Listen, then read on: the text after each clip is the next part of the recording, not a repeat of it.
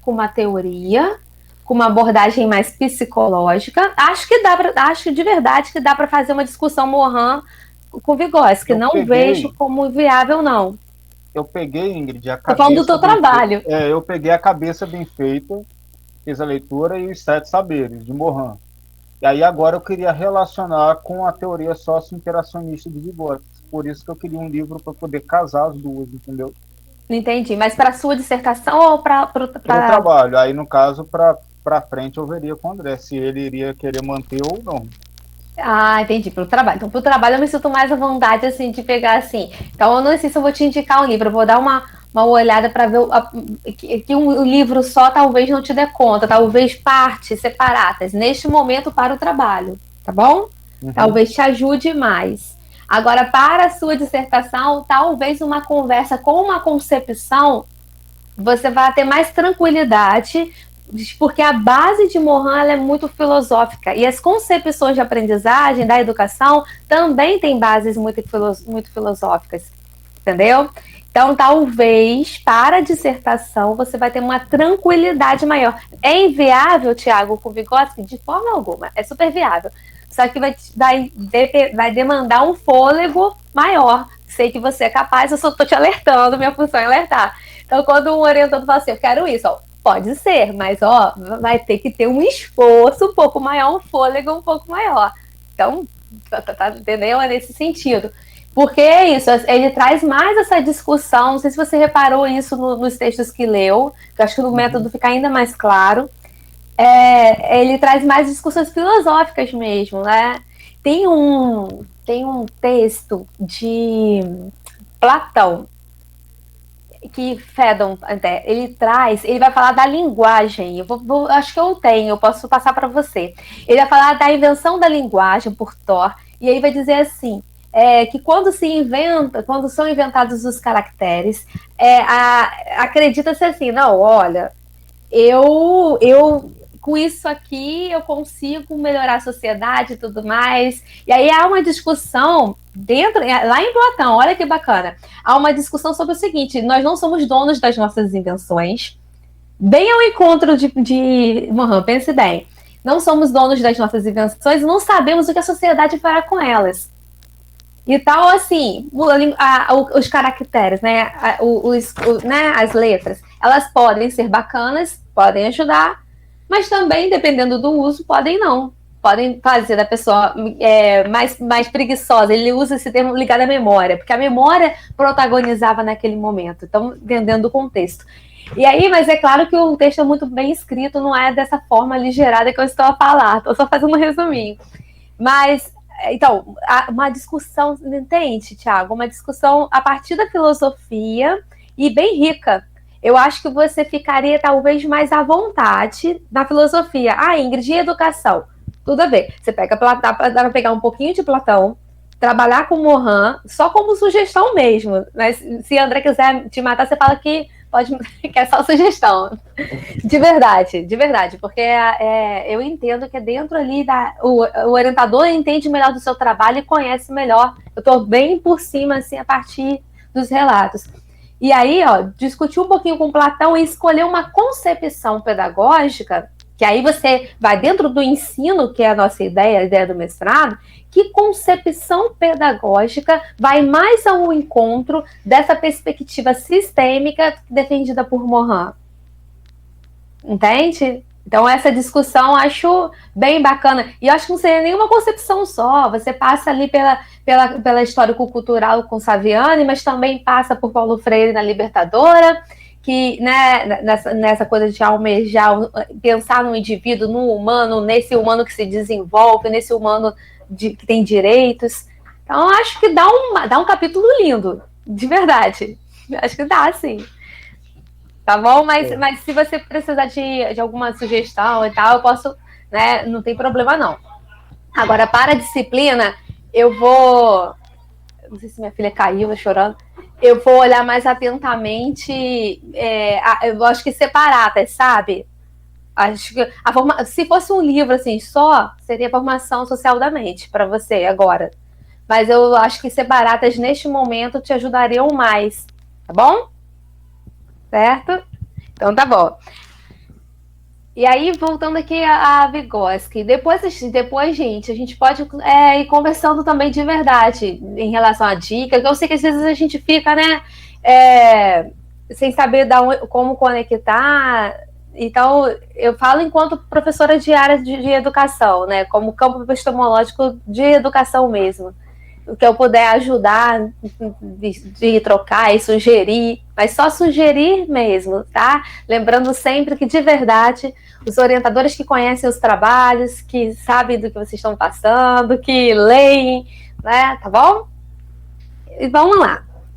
E aí, voltando aqui a Vygotsky, o que eu falei da tradução, ainda que o texto de Legendre tenha problemas de tradução, e a gente vê com o Zoya que ele traz, por exemplo, a famosa zona de desenvolvimento proximal. Quando eu li isso pela primeira vez, meus amigos pedagogos de plantão, digam para mim se vocês concordam. Quando eu li pela primeira vez, poxa vida, normal médio eu ouvi isso, normal superior eu ouvi isso, pedagogia eu ouvi isso, pós-graduação eu ouvi isso. Ai, agora ela disse para mim que não é isso. Vocês tiveram essa sensação? Que foi a minha sensação. Não acredito, gente. A vida toda eu falo, tem lá, né? CDP, né? Tem um gráficozinho na internet, tudo lindo. Eu ia para o quadro lá e fazia para os alunos e mostrava, pá. E aí, quando você vai ler, você vê que tem muito sentido a abordagem dela. Tem muito sentido. O que é proximal? Proximal parece que vai acontecer, que está próximo, né? Que está ali. E a ideia... pesquisaram iminente. O que significa iminente? Eu fiquei curiosa e pesquisei. Imediato. Eu vi que, assim, é quase a mesma coisa. Significa, vou até abrir de novo, ó, que ameaça se concretizar, que está a ponto de acontecer, próximo, imediato. Alguns autores eles afirmam que o termo zona de desenvolvimento proximal vai cair em desuso e vai ser usado zona de desenvolvimento iminente. Isso. É muito provável, porque é a tradução mais próxima, entendeu? É mais próximo do signo que ele escreveu lá. O que eu achei mais diferente no texto da autora é porque a gente sempre entendeu, né, que a zona de desenvolvimento proximal estaria no meio, entre o real e o potencial. E ela diz que o potencial não existe, né? A diferença principal está ali. O potencial é aquilo, o desenvolvimento proximal é aquilo que alguém consegue resolver com a ajuda de outra pessoa. Então, ela vai amadurecer até aquilo se tornar real. Mas não existe um potencial, porque isso você está dizendo que ela é capaz de aprender. E isso não é possível a gente saber, né? O que o outro é capaz de aprender. Então, esse foi o ponto assim que eu achei mais diferente, né, da proposta dela ali. Sim, agora eu vou falar para vocês duas frases, né? Acho que frases sim, não vou usar mais de duas, não. Duas frases, e vocês vão me dizer se elas conotam a mesma coisa. Não vou dar só duas, não, vou dar outros exemplos. Tá bom. Eu vou dar outros exemplos, tá? Vou começar com outras palavras. Por exemplo, se eu falo assim, Júlia, você é bonita. É verdade, tá, Júlia? Júlia, você é bonita. E eu falo, Júlia, você é linda. Eles dão a mesma impressão? Conota a mesma coisa pra vocês? Não. Linda é mais legal, não é? E Júlia é linda mesmo, né? Obrigada. Verdade. Hoje não, hoje toda bagunçada. Não, é sim. Então, exatamente, Marcos, dá mais intensidade. Agora eu vou pegar o exemplo que Zoya traz. Eu vou falar assim, olha, Robson, aquela questão que você apresentou na reunião está próxima de acontecer. Aquela sua solicitação está próxima de acontecer. Tá? Aí eu olho para Robson e falo assim, Robson, aquela sua solicitação está na iminência de acontecer. Conota a mesma coisa? É a mesma ideia?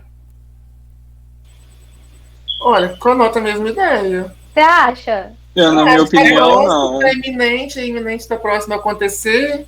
Na minha opinião, iminente tem mais intensidade, igual no caso da beleza, que tá iminente, uma coisa iminente. Vai acontecer a qualquer momento, já tem que ficar alerta, preparado. Então, Cristiano, pode acontecer a qualquer momento, mas próximo tá mais próximo. Alguém pensa diferente? Mas eu acho que é menos intenso, próximo. Se o cara falar comigo próximo, nesse sentido aí, eu não vou dar nem a estar próximo.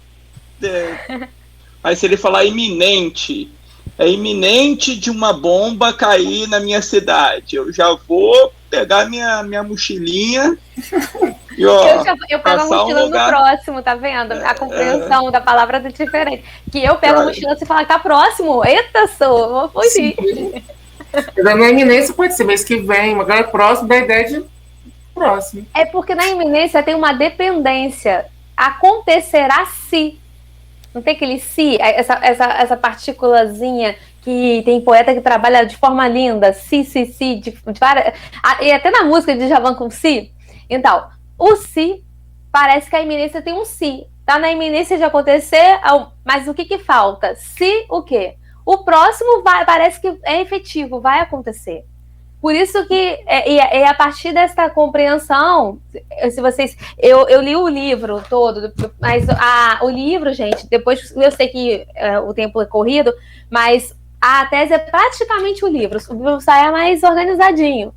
Aqui já é a segunda edição, é de 2021, é deste ano, e aí essa é a segunda edição, mas o livro é basicamente a tese organizada. Se você for ler a tese, você não perde nada em relação a conteúdo. Aqui você tem uma tabela a mais, você tem um prefácio, uma organização diferenciada, mas o conteúdo vale a pena ler a tese toda, de verdade. Quem for estudar Vygotsky, quem for trabalhar com ele, vale muito a pena ler a tese dela toda, tá? Muito, ela tá fazendo, ela mexeu as estruturas da UNB, de verdade. Ela foi uma tese que provocou, sabe, reflexões e mudou comportamentos ali na UNB. Tá bom? Então, para fazer isso na UNB, é porque foi séria a coisa, né? Então, vale a pena a leitura. Então, tá na iminência, seria isso. Pode acontecer, mas pode nunca se concretizar. Quando eu falo que tá próximo, aí Robson fala assim, não tava próximo? Que próximo é esse que não chega? Que próximo é esse que não chega nunca? Entende? Eu disse para ele que estava próximo e iria acontecer em um intervalo de tempo relativamente curto, para eu chamar de próximo. Entendem? Então, na iminência vem esse si, né? Depois eu vou compartilhar um poema de Pedro com vocês que traz do si, por isso que eu me lembrei e fiquei no si. Professora, ela faz essa distinção na... Eu não cheguei a ler, nessa parte que eu li, eu não cheguei a ver, eu não prestei atenção nesse detalhe.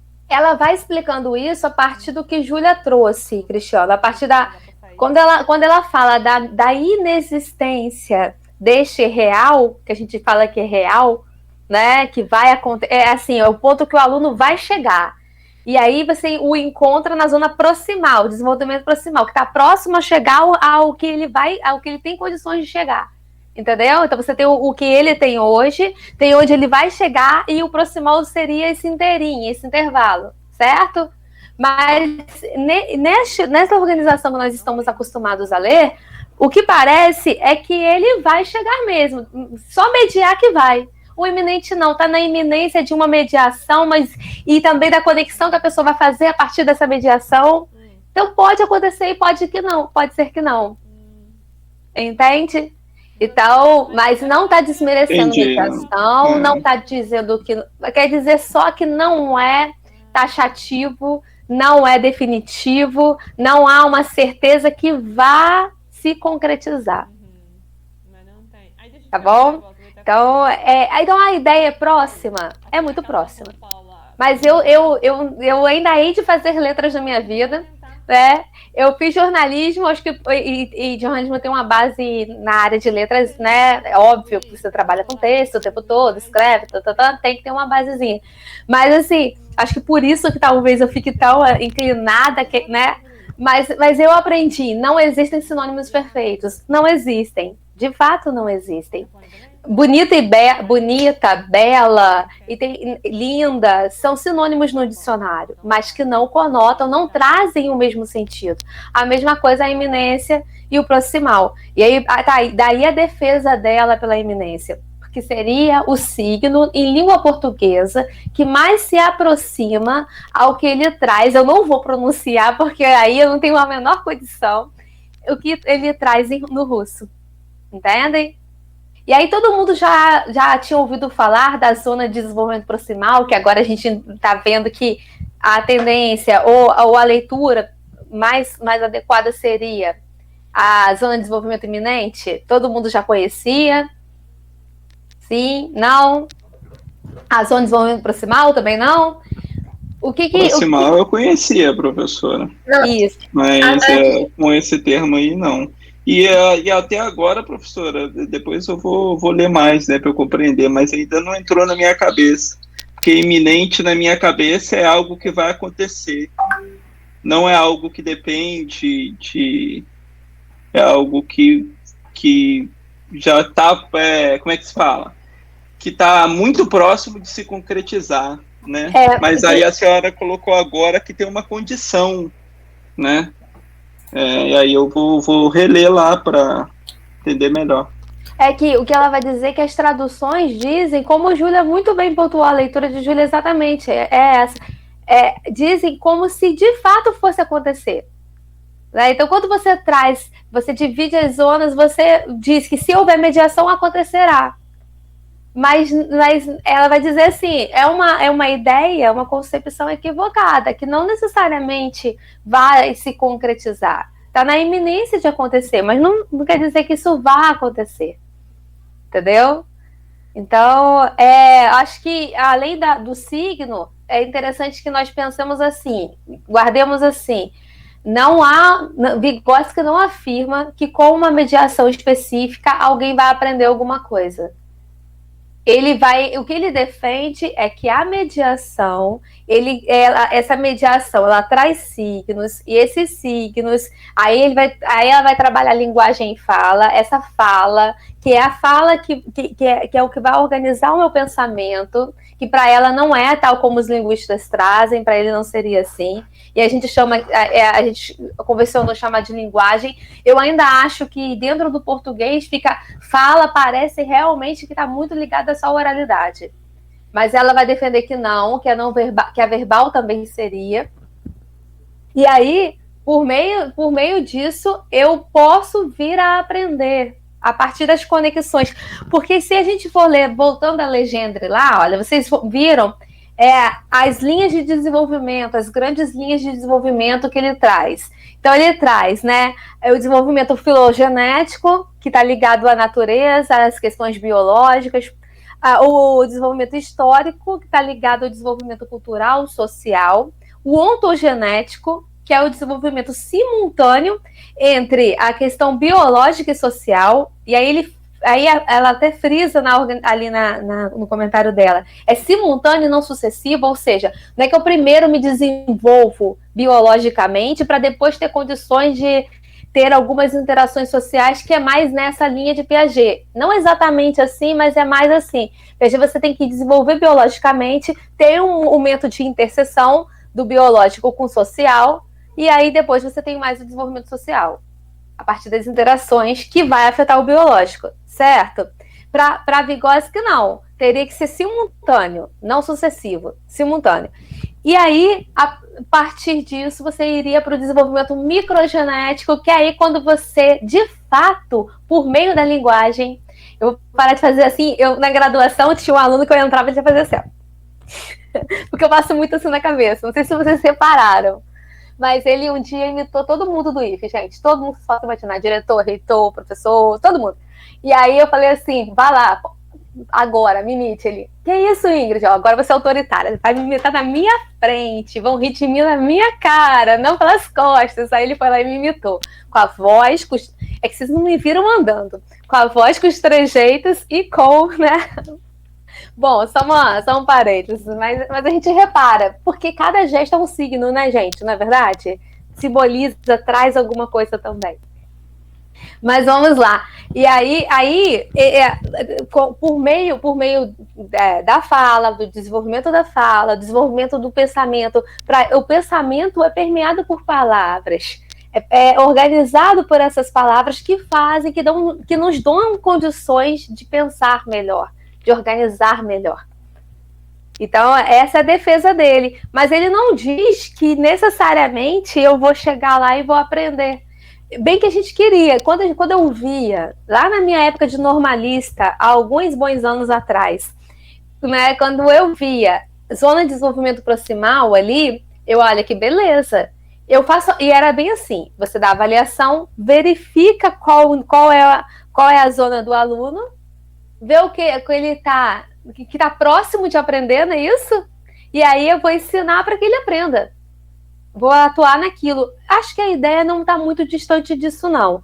Você tem que fazer uma avaliação para diagnosticar, para a partir daquele erro entender o que o aluno sabe e o que ele está iminente de aprender. Está na iminência de aprender. Acho que é só isso, é entender que não necessariamente vai aprender. Quer dizer que ele está na iminência. Tá? E como ele vai entender esse desenvolvimento microgenético, ou seja, que demanda interação, é a parte biológica, é a parte cultural, é o desenvolvimento que ocorre fora do homem e nas outras relações, entende? Fala, Júlia. Outro ponto também do texto que eu achei muito interessante e que é algo que é de fato observável é a questão da maturação, né? Quando ele fala a relação entre posso dizer, entre a mediação e a maturação biológica. E ele dá o seguinte exemplo: tem aprendizados, você precisa da maturação biológica para que ele se concretize.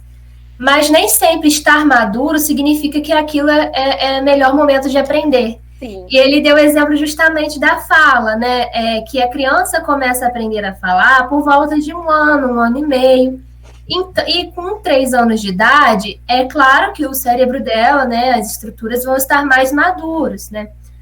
Porém, é muito mais difícil a criança aprender a falar com 3 anos do que se ela estiver sendo ali estimulada desde 1 ano e meio.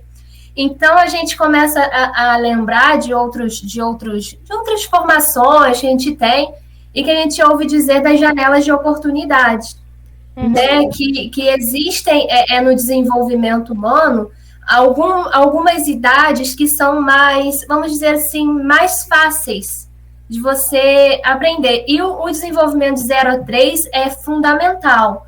O 0 a 3, vamos dizer que a criança aprende aí a base de... É esponja mesmo. Né? Aí a gente pega ali, depois cai um pouquinho, que é a fase ali até a alfabetização. Então, até os 7 anos, depois dos 7 anos, tipo que a janela começa a se fechar.